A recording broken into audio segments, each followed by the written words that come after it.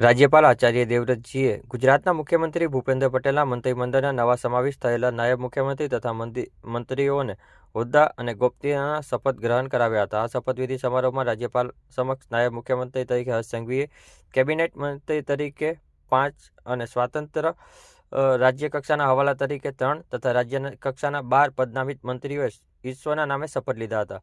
Cabinet મંત્રી તરીકે Jitu Vaghani, Naresh Patel, Arjun Modhwadia, doctor Pradyumansinh Vanza અને રમણભાઈ સોલંકીએ પોતાના હોદ્દાના ગુપ્તતાના શપથ લીધા હતા. રાજ્ય કક્ષાના સ્વતંત્ર પ્રભાર ધરાવતી મંત્રી તરીકે ઈશ્વરસિંહ પટેલ, પ્રફુલભાઈ પાનસરિયા તથા શ્રીમતી મનીષાબેન વકીલે શપથ ગ્રહણ કર્યા હતા. જ્યારે રાજ્ય કક્ષાના મંત્રી તરીકે કાંતિલાલ અમૃતિયા, રમેશ કટારા, શ્રીમતી દર્શના વાઘેલા, કૌશિક વેકરિયા, પ્રવીણકુમાર માળી, ડોક્ટર જયરામ ગામિત, તિકમ છાંગા, કમલેશભાઈ પટેલ, સંજય મેડા, પીસી બરંડા, સ્વરૂપજી ઠાકોર, શ્રીમતી રીવાબા જાડેજા રાજ્યપાલના સન્મુખ શપથ ગ્રહણ કર્યા હતા. મુખ્યમંત્રી ભૂપેન્દ્ર પટેલના મંત્રીમંડળના કેબિનેટ મંત્રીઓએ કનુભાઈ દેસાઈ, ઋષિકેશ પટેલ, કુંવરજી બાવળિયા, રાજ્ય કક્ષાના મંત્રી પરસોત્તમ સોલંકાને આ નવા મંત્રીમંડળમાં યથાવત રાખવામાં આવ્યા છે.